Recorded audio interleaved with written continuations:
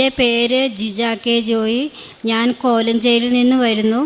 ഞാനൊരു staff നേഴ്സാണ്. Orthodox സഭാംഗവും കൂടിയാണ്. ഇതെൻ്റെ മൂത്ത മോള് എൽന സാലു, രണ്ടാമത്തെ മകൾ ഇവ സാലു. ഞങ്ങൾ ഇവിടെ ആദ്യമായിട്ട് വരുന്നത് 2021 മാർച്ച് മാസത്തിലാണ്. അന്ന് കോവിഡിൻ്റെ സമയമായിരുന്നു. ആ സമയത്ത് ഞാൻ വരാനുണ്ടായ കാരണം എൻ്റെ ഫേസ് ഫുൾ അലർജിക്കായിരുന്നു. കാരണം ഞാൻ ഉപയോഗിച്ച മാസ്കിൻ്റെ പ്രശ്നമാണോ എന്താണെന്ന് അറിയത്തില്ല. ഫേസ് ഫുള്ള് കണ്ടാൽ തന്നെ എൻ്റെ ഫേസ് പോലും അല്ലാത്ത രീതിയിലായിപ്പോയായിരുന്നു. അത് എനിക്ക് ഭയങ്കര ഫീലായിരുന്നു. കാരണം എല്ലാവരുടെ മുമ്പിൽ ഡ്യൂട്ടിയൊക്കെ ചെയ്യുമ്പോൾ ഒരു കുരു പോലും ഇല്ലാത്ത മുഖത്ത് നിറച്ച് കുരുക്കളുടെ പാടായി. അങ്ങനെയാണ് ഞാനിവിടെ വരുന്നത്. ഇവിടെ വരുന്ന അന്ന് തന്നെ എനിക്ക് അച്ഛനെ കാണാൻ സാധിച്ചു. അപ്പോൾ ഈ അൾത്താരയിലല്ലായിരുന്നു അച്ഛനെ അന്ന് കണ്ടുകൊണ്ടിരുന്നത്. ഞാൻ അച്ഛനെ പോയി കണ്ടു. അച്ഛനെ കണ്ടു കഴിഞ്ഞപ്പോൾ അച്ഛൻ പറഞ്ഞു,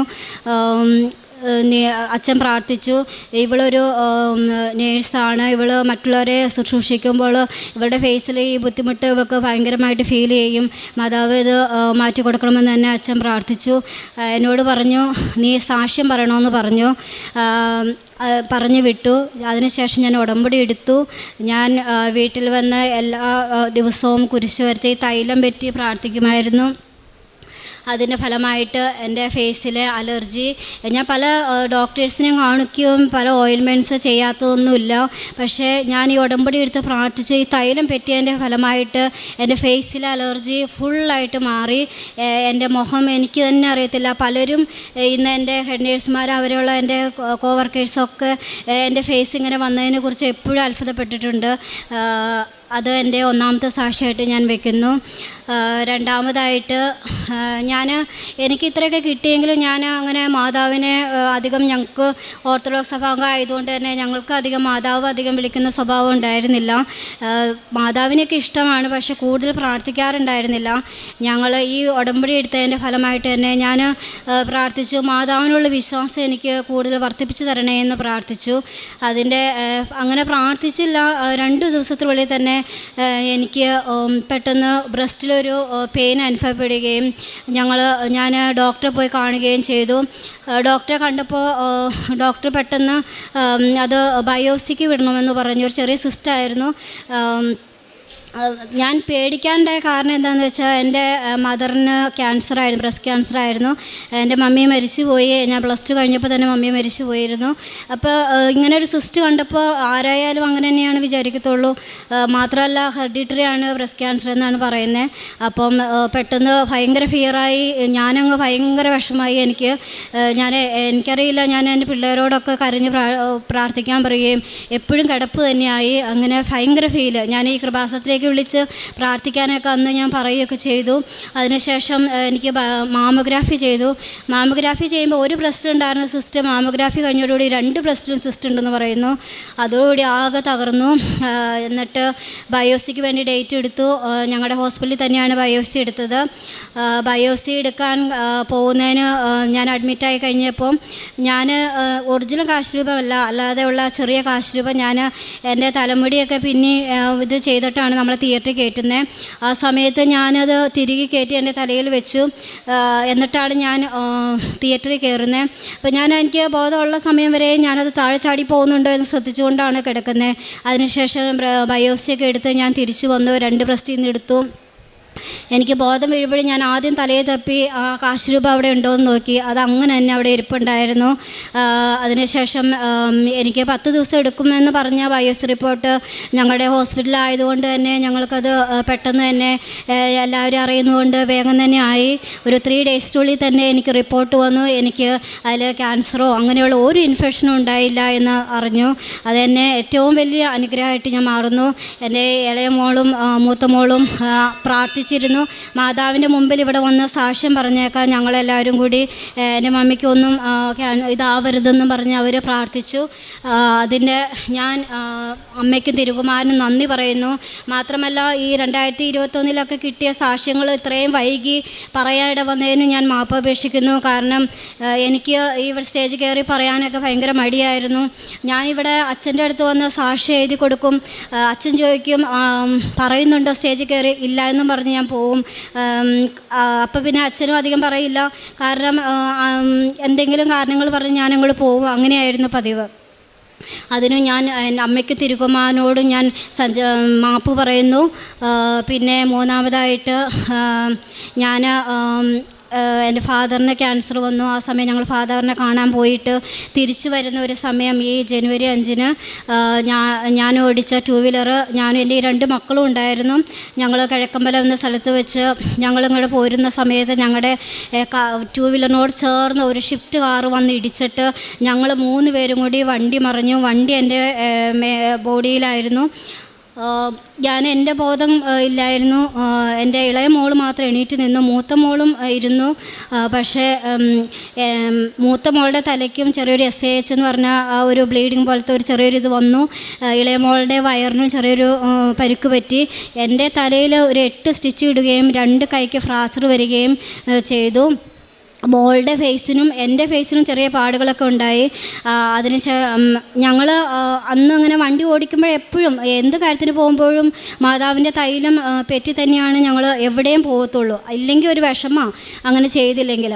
അപ്പോൾ അന്നും ഇതുപോലെ തന്നെ വണ്ടി ഓടിക്കുന്ന കീ ചെയിനിലും മാതാവിൻ്റെ ആ കീ ചെയിൻ തന്നെയാണ് ഞങ്ങൾ ഉപയോഗിച്ചിരുന്നത്. എല്ലാ നേർച്ച വസ്തുക്കളും എപ്പോഴും ബാഗിൽ എനിക്കുണ്ടാവും. കാരണം ഞാൻ പപ്പയുടെ അടുത്ത് പോകുന്നതുകൊണ്ട് തന്നെ ഞാനത് കയ്യിൽ എൻ്റെ ബാഗിലുണ്ടായിരുന്നു. ഞങ്ങൾ ബോധം കെട്ട് പോയി. ഞങ്ങളെ അപ്പോൾ തന്നെ എൻ്റെ ഹോസ്പിറ്റലിൽ തന്നെയാണ് ഞങ്ങളെ കൊണ്ടുപോകുന്നത്. ഞങ്ങളവിടെ ആണെന്നൊന്നും അറിഞ്ഞല്ല അവർ കൊണ്ടുപോകുന്നത്. അവിടെ കൊണ്ടുപോയി കുറച്ചൊക്കെ കഴിഞ്ഞപ്പോൾ എനിക്ക് ബോധമൊക്കെ വന്നു. ആ ഒരു അവസ്ഥയിൽ ശരിക്കും പറഞ്ഞിട്ടുണ്ടെങ്കിൽ ഞങ്ങൾ വണ്ടി മറിയുമ്പോൾ ഒരു ബസ്സും അവിടെ നിന്ന് ആലുവ ബസ് വരുന്നുണ്ട്. ഈ കാറ് ഇത്രയും വണ്ടികളുടെ ഇടയിലാണ് ഞങ്ങൾക്ക് ആ ഒരു സംരക്ഷണം, മാതാവിൻ്റെ സംരക്ഷണം കിട്ടിയത്.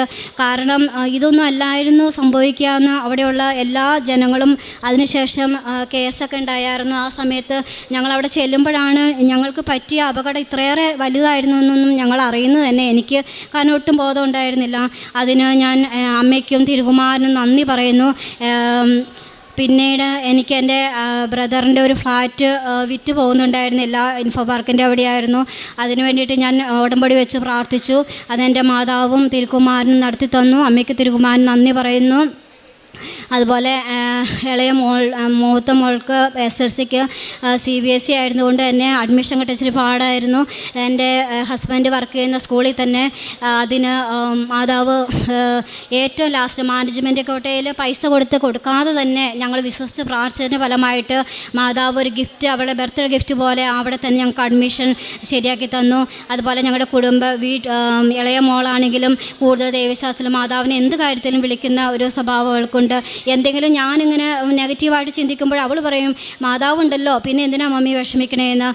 അതിനൊക്കെ ഞാൻ അമ്മയ്ക്ക് നന്ദി പറയുന്നു. അതുപോലെ തന്നെ ഞാൻ എൻ്റെ ഹോസ്പിറ്റലിൽ എൻ്റെ രോഗികൾക്ക് ഒരു വലിയ അത്ഭുതം എന്ന് പറഞ്ഞാൽ ഒരു 28 വയസ്സുള്ള ഒരു പയ്യൻ പെട്ടെന്ന് ഒരു ഉച്ച സമയത്ത് കുഴഞ്ഞു വീഴുന്നു. ഒരു മുസ്ലിം പയ്യനാണ്.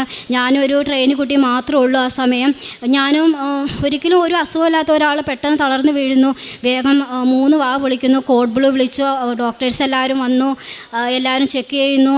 എന്താണ് സംഭവിക്കുന്നത്, ഹിസ്റ്ററി എടുക്കുമ്പോൾ പോലും കാർഡിയോ പ്രോബ്ലം ഒന്നും കാണുന്നില്ല. ഒരു പെട്ടെന്ന് 1/2 മണിക്കൂർ കോഡ് ബ്ലൂ ചെയ്ത് ഷോക്ക് കൊടുത്ത് അവന് ചെറിയൊരു ഹാർട്ട് റേറ്റ് മാത്രം ഉണ്ടായി. അവനെ വെൻറ്റിലേറ്ററിലേക്ക് കൊണ്ടുപോയി. അവനിനി രക്ഷപ്പെടില്ല എന്ന് തന്നെയാണ് എല്ലാവരും പറഞ്ഞത്. പക്ഷേ ഞാൻ എന്നിട്ട് ഷിഫ്റ്റൊക്കെ ചെയ്ത് കഴിഞ്ഞാൽ വീട്ടിൽ പോയി കഴിഞ്ഞാൽ സാധാരണ ഐസിലേക്ക് പേഷ്യൻ്റ് ഷിഫ്റ്റ് ചെയ്ത് കഴിഞ്ഞാൽ നമ്മൾ അതിനെക്കുറിച്ചൊന്നും ചിന്തിച്ചുകൊണ്ടിരിക്കാറില്ല. പക്ഷേ എനിക്ക് വീട്ടിൽ ചെന്നിട്ടും എന്തോ അവനെ ഒന്ന് കാണണമെന്ന് തോന്നി. പിറ്റേ ദിവസം 2 ദിവസം എനിക്ക് ഓഫാണ്. ഞാൻ വീട്ടിൽ ചെന്ന് ഈ തൈലം വെളുപ്പിന് 5:30 പ്രാർത്ഥന കഴിഞ്ഞപ്പോൾ തന്നെ എൻ്റെ വീടിൻ്റെ അടുത്ത് തന്നെയാണ് ഹോസ്പിറ്റലും. ഞാൻ വേഗം ഈ തൈലും ഉപ്പൊക്കെ ആയിട്ട് ഈ പയ്യനെ കാണാനായിട്ട് ചെന്നു. ICUയിൽ ചെന്നിട്ട് ഞാൻ നേഴ്സ് തന്നെ ആയതുകൊണ്ട് അവരെന്നെ കടത്തി വിട്ടു. ഞാൻ ചെന്ന് ഇവൻ്റെ നെറ്റിയിൽ തൈലം തേക്കുകയും ഉപ്പ് അവിടെ വെച്ച് ഞാൻ പ്രാർത്ഥിക്കുകയും വിശ്വാസ പ്രമാണം ചെല്ലുകയും ചെയ്തിട്ട് മാതാവേ ഇവനെ ഒന്ന് ഉയർച്ച കൊടുക്കണമേ, ഇവനൊരു മകൻ മാത്രമേ ഉള്ളൂ, അവർ മുസ്ലിങ്ങളാണ്. അപ്പം നമുക്കത് വലിയൊരു ഫീലായിരുന്നു. അങ്ങനെ എനിക്കതിനെ രക്ഷിക്കാൻ പറ്റിയില്ലെങ്കിൽ എനിക്കൊരു വിഷമമായിരുന്നു. കാരണം എൻ്റെ സമയത്ത് ഇങ്ങനെ ഒരു സംഭവം ഉണ്ടായതുകൊണ്ട് തന്നെ എടി ഞാനങ്ങനെ പ്രാർത്ഥിച്ചിട്ട് വീട്ടിൽ പോയി. പക്ഷേ 2 ദിവസം കഴിഞ്ഞ് ഞാൻ വരുമ്പോൾ ഞാൻ അറിയുന്നത് അവനെ വെൻറ്റിലേറ്ററിൽ നിന്ന് ഇറക്കിയെന്നും അവന് പെട്ടെന്ന് വെൻറ്റിലേറ്ററിൽ നിന്ന് ഇറക്കിയെന്നും അവന് സുഖം പ്രാപിച്ചെന്നുമാണ്. മാത്രമല്ല അവൻ അന്നത്തെ ദിവസം ഈ കുഴഞ്ഞു വീണ ദിവസം ഡിസ്ചാർജ് ചെയ്ത് പോകാനിരുന്ന പയ്യനായിരുന്നു. അന്ന് അവൻ ഒരു പക്ഷേ പോയിരുന്നെങ്കിൽ ജീവൻ തിരിച്ചു കിട്ടില്ലായിരിക്കാം. പലരും വിചാരിക്കും അത് അല്ലാതെ ഡോക്ടേഴ്സിൻ്റെ ഇതൊക്കെ ആയിരിക്കാം. പക്ഷേ ഞാൻ ഉറച്ചു വിശ്വസിക്കുന്നു അതെൻ്റെ മാതാവ് തന്ന ഒരു സക്സസ് ആയ ഒരു ജീവിതം തന്നെയാണെന്ന് ഞാൻ വിശ്വസിക്കുന്നു. അതിനും ഞാൻ അമ്മയ്ക്ക് തിരുമാൻ നന്ദി പറയുന്നു. അതുപോലെ തന്നെ എൻ്റെ കുടുംബത്തിലെ സമാധാന സന്തോഷം എനിക്ക് കിട്ടിയിട്ടുണ്ട്. ഒരുപാട് പ്രാർത്ഥന ജീവിതം ഉണ്ടായി. പിന്നെ ഞാൻ ഹോസ്പിറ്റലിൽ തന്നെ പത്രങ്ങൾ ഇവിടുന്ന് എന്നും വന്നാലും ഞാനൊരു 3 കെട്ട് പത്രം ഞാനൊരു 10-25 പ്രാവശ്യത്തിൽ കൂടുതലായി ഇവിടെ വരുന്നു. എൻ്റെ വെള്ള ഉടമ്പടിയായി എങ്കിലും ഞാനിവിടെ വന്ന് സാക്ഷ്യം പറഞ്ഞിട്ടില്ല എങ്കിലും ഞാൻ എപ്പോഴും വന്ന് 3 കെട്ട് പത്രം കൊണ്ടുപോകും. അതെൻ്റെ ഒരു സ്ഥിര പരിപാടിയാണ്. വീട്ടിൽ നിന്ന് ഞാൻ ഒരു കെട്ട് പത്രത്തിനായിരിക്കും വിചാരിക്കുക, പക്ഷേ ഇവിടെ വന്ന് 3 കെട്ട് പത്രം കൊണ്ടുപോകും. അത് ഞാൻ ഹോസ്പിറ്റലിൽ ഞങ്ങളുടെ പല സ്ഥലത്തും കൊണ്ടുപോയി കൊടുക്കും. കൊണ്ടുപോകുന്നതിൻ്റെ ഒപ്പം ഞാൻ ഉടമ്പടി തൈലവും ഉപ്പും എൻ്റെ കയ്യിലുണ്ടാവും. അവശരായ രോഗികൾക്ക് ഞാനത് ചെയ്ത് കൊടുക്കും. എല്ലാവർക്കും ഞാൻ കൊടുക്കാറില്ല. ഉപ്പും തൈലവും ഒക്കെ പെറ്റി കൊടുക്കുകയൊക്കെ അവർക്ക് വേണ്ടി പ്രാർത്ഥിക്കുകയും ചെയ്യും. അതുപോലെ തന്നെ ഞാൻ വേറൊരു തൊട്ടടുത്തുള്ള ഒരു ഓർഫനേജ് ഉണ്ട്. ആ ഓർഫനേജിൽ ഞാൻ ഈ ഉടമ്പടി എടുത്തതിന് ആദ്യകാലങ്ങളിലൊന്നും ഞാനങ്ങനെ പോകാറുണ്ടായിരുന്നില്ല. പിന്നീട് മുതൽ ഞാൻ പോയി തുടങ്ങി. അവിടെ ചെന്ന് ഞാൻ അവിടെയുള്ള ഒത്തിരി അവശരായ രോഗികളാണ്. അവിടെ സെർവൻസ് ഒന്നും ഇല്ല. അവിടെ ഞാൻ പോയി തുണികൾ കല്ലിൽ അലക്കി കൊടുക്കും. ഞാനൊരു ഭയങ്കര മടിയുള്ള ആളാണ്. കാരണം എപ്പോഴും വാഷിംഗ് മെഷീനിൽ തുണി അലക്കുക, അല്ലാതെ പോലും തുണി അലക്കാൻ എനിക്ക് മടിയുള്ള ആളാണ്. പക്ഷെ ഞാൻ അതൊക്കെ ചെയ്ത് അലക്കി കൊടുക്കും. പേഷ്യൻസിന് ഭക്ഷണം കൊടുക്കുകയും അവരെ സ്പഞ്ച് ചെയ്ത് അവരെ തുടച്ച് കൊടുക്കുകയൊക്കെ ചെയ്യും. പിന്നെ ഞാൻ എൻ്റെ പപ്പ ക്യാൻസറായിട്ട് രാജഗിരി ഹോസ്പിറ്റലിൽ അഡ്മിറ്റായ സമയത്ത് ഞാൻ ആ ചാപ്പലിൽ കയറി ചെല്ലുമ്പോൾ കുറേ കൃപാസനത്തിൽ പത്രങ്ങൾ ഇരിക്കുന്ന കാണും. എനിക്കത് കണ്ടു കഴിയുമ്പോൾ വിഷമമാണ്. പിന്നെ ഞാൻ ആ പത്രമൊക്കെ എടുത്ത് ഒരു 50 പൈസ കവറൊക്കെ കിട്ടിയെങ്കിൽ അതിനുള്ളിലെടുത്ത് ഞാൻ കൊണ്ടുപോരും. അങ്ങനെ ഒരു 2-3 പ്രാവശ്യം. പിന്നെ എപ്പോൾ ഹീമോയ്ക്ക് ചെന്നാലും ഞാൻ ആദ്യം പള്ളിയിൽ കയറി അവിടെ എന്തോ പത്രം ഇരിപ്പുണ്ടോ എന്ന് നോക്കും. അങ്ങനെ എടുത്തുകൊണ്ട് പോരും. പിന്നെ ഒരു 4-ാമത്തെ പ്രാവശ്യം ഞാനത് പോകുമ്പോൾ എനിക്ക് ആ കുറേ പത്രം ഇങ്ങനെ വെച്ചേക്കോ, കുറേ പത്രം വെക്കും. അതിൻ്റെ കൂട്ടത്തിൽ ഈ ഒരു കൊന്ത എൻ്റെ മനസ്സ് ഭയങ്കര ആഗ്രഹമാണ്. എനിക്ക് ഇങ്ങനത്തെ ഒരു കൊന്ത, ഈ കറുത്ത ഇത് വേണമെന്നുള്ളത്. കാരണം ഞങ്ങൾ യാക്കോബിറ്റ് ആയതുകൊണ്ട് തന്നെ ഞങ്ങൾക്ക് ഇതൊന്നും ഇല്ല. പക്ഷേ ഞാൻ ഈ സാധനം ഞാൻ എൻ്റെ ഹൃദയം അറിഞ്ഞ പോലെ മാതാവ് എനിക്കൊരു ഗിഫ്റ്റ് തന്ന പോലെ ആയിപ്പോയി. ഇത് ഞാൻ കുറച്ച് നേരം അവിടെ മാറി നിന്ന് ഇതാരെങ്കിലും വെച്ചതാണോ എന്നറിയാൻ ആരും വന്നില്ല. ഇത് എനിക്ക് അമ്മ സമ്മാനമായി തന്നു. ഇതെന്നും ഞാൻ നെഞ്ചോട് ചേർക്കുന്നു. അതിനൊക്കെ ഞാൻ അമ്മയ്ക്ക് തിരുമാൻ നന്ദി പറയുന്നു. അതേ കൂടാതെ ഞാൻ IELTS പല പ്രാവശ്യം എഴുതിയെങ്കിലും കെയർ വിസയ്ക്ക് പോകാനായിട്ട് എഴുതിയെങ്കിലും എനിക്ക് കിട്ടിയൊന്നുമില്ല. ഞാൻ അച്ഛനെ കണ്ടു കഴിഞ്ഞപ്പം അച്ഛൻ ഈ ഒരു പ്രാവശ്യം കൂടി എഴുതാൻ പറഞ്ഞു. എഴുതി 4 സ്കോർ വേണ്ടടുത്ത് 4.5 സ്കോർ തന്ന് അമ്മ അനുഗ്രഹിച്ചു. ന്യൂസിലാൻഡ് കെയർ വിസയിൽ പോകണമെന്നാണ് ഞാൻ ആഗ്രഹിക്കുന്നത്. അതിൻ്റെ പ്രോസസ്സിങ് ആയി തുടങ്ങിയിട്ടുള്ളൂ. ഞാനിവിടെ സാക്ഷ്യം പറയാത്തതുകൊണ്ടാണെന്ന് തന്നെ ഞാൻ വിശ്വസിക്കുന്നു. ഇതുവരെ എൻ്റെ പ്രോസസ്സിങ് സ്റ്റാർട്ട് ചെയ്യാൻ മടിയായിരുന്നു. പക്ഷേ മാതാവിനെ സഹായിച്ചിരുന്നു വിശ്വസിക്കുന്നു. അതിന് ഞാൻ അമ്മയ്ക്കും തിരുക്കുമാരനും നന്ദി പറയുന്നു. പിന്നെ ഞാൻ എൻ്റെ ഒരു സൈക്കാട്രി ഡിപ്പാർട്ട്മെൻറ്റ് ഞാൻ ഇരുന്ന ഡിപ്പാർട്ട്മെൻറ്റ് എന്നെ പെട്ടെന്ന് മാറ്റി. ആ സമയം എനിക്ക് നല്ല വിഷമമായിരുന്നു. ഞാനിവിടെ വന്ന് അച്ഛനെ കണ്ടു കഴിഞ്ഞപ്പോൾ അച്ഛൻ പ്രാർത്ഥിച്ചിട്ട് ഞാനും കൂടി ഇറങ്ങിക്കഴിഞ്ഞപ്പോൾ തന്നെ അച്ഛൻ തിരികെ വിളിച്ചിട്ട് പറഞ്ഞു, നിൻ്റെ കാര്യം അമ്മ നോക്കിക്കോളൂ എന്ന് പറഞ്ഞു. അത് പറഞ്ഞില്ല. മാതാവ് എന്നെ അനുഗ്രഹിച്ചു. എന്നെ പഴയ ഡിപ്പാർട്ട്മെൻറ്റിലേക്ക് തന്നെ അമ്മ മാറ്റി. അതുപോലെ ഈ സമയം ഞാൻ വിജയകുമാർ സാറിനെ ഓർത്ത് പ്രാർത്ഥിക്കുന്നു. വിജയകുമാർ സാറിനെ ഞാൻ ഇത് പല പ്രാവശ്യം വിളിക്കാറുണ്ട് പ്രാർത്ഥന സഹായത്തിന് വേണ്ടി. വിജയകുമാർ സാറിൻ്റെ ഒരു ആവശ്യപ്പെടലിലാണ് ഞാൻ ഈ കൊന്ത ചൊല്ലി തുടങ്ങിയത്. കൊന്ത ചൊല്ല എന്നെ ഇതിന് പ്രാപ്തിയാക്കിയ വിജയകുമാർ സാറിനെ ഞാൻ ഈ സമയത്ത് ഓർത്ത് പ്രാർത്ഥിക്കുന്നു. എല്ലാത്തിനും ഈശോയ്ക്കും അമ്മയ്ക്ക് നന്ദി സമർപ്പിച്ച് പ്രാർത്ഥിക്കുന്നു. എൻ്റെ കുടുംബത്തിൻ്റെ നന്ദി രേഖപ്പെടുത്തുന്നു. ജ്ഞാനത്തിൻ്റെ പുസ്തകം 16:12. കർത്താവെ, മരുന്നോ ലേപന ഔഷധമോ അല്ല, എല്ലാവരെയും സുഖപ്പെടുത്തുന്ന അങ്ങയുടെ വചനമാണ് അവരെ സുഖപ്പെടുത്തിയത്. ഈ സഹോദരി കുടുംബത്തിന് ലഭിച്ച വിവിധങ്ങളായ അനുഗ്രഹങ്ങളെ, രോഗസൗഖ്യങ്ങളെ പരിശുദ്ധമ്മയുടെ ഉടമ്പടിയിലൂടെ ലഭിച്ച ഒരു നല്ല ആത്മീയ ജീവിതത്തെ നമ്മുടെ മുമ്പിൽ സാക്ഷ്യപ്പെടുത്തുകയാണ്. ഓരോ അനവധിയായ കാര്യങ്ങൾ ഒന്നിനു പിറകെ ഒന്നായി സഹോദരി ദൈവത്തിന് മുമ്പിൽ നന്ദിയോടെ സാക്ഷ്യപ്പെടുത്തുന്നു. അതിലൊരു ഏറ്റവും പ്രത്യേകതയായി പറയുന്നത്, ആശുപത്രിയിലുണ്ടായ ഒരു അത്യാസന്ന നിലയിലുള്ള രോഗിക്ക് തൈലം പൂശി പ്രാർത്ഥിക്കുകയും ഉപ്പ് വിതറിക്കൊണ്ട് സൗഖ്യത്തിന് വേണ്ടി ആഗ്രഹിക്കുകയും ചെയ്യുമ്പോൾ അമ്മ മാതാവ് തിരുക്കുമാറിലൂടെ പൂർണ്ണ സൗഖ്യം നൽകി ആ രോഗിയെ അനുഗ്രഹിച്ചതിനെ സാക്ഷ്യപ്പെടുത്തുന്നു. അതോടൊപ്പം എല്ലായിടത്തും അനാഥമായി കിടക്കുന്ന കൃപാസനം പത്രികകളെ ശേഖരിച്ചു കൊണ്ടുവന്ന് അത് സന്തോഷത്തോടും സ്നേഹത്തോടും ഓരോരുത്തർക്കും കൊടുത്തുകൊണ്ട് ദൈവാനുഭവത്തെക്കുറിച്ചും അമ്മ മാതാവിൽ ശരണപ്പെടുമ്പോൾ അത് അനുഗ്രഹത്തിന് കാരണമാകും എന്ന സാക്ഷ്യം പങ്കുവെക്കുന്നത് മകൾ ആവർത്തിച്ച് പറയുന്നുണ്ട്.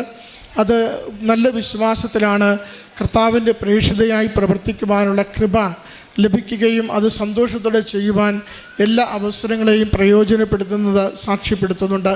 അതോടൊപ്പം തന്നെ ഇവിടെ വരുവാനുള്ള ആദ്യത്തെ ഒരു കാരണം അത് മുഖത്തുണ്ടായ അലർജിയും അതിനെ തുടർന്ന് അനുഭവിച്ച പ്രയാസങ്ങളുമായിരുന്നു.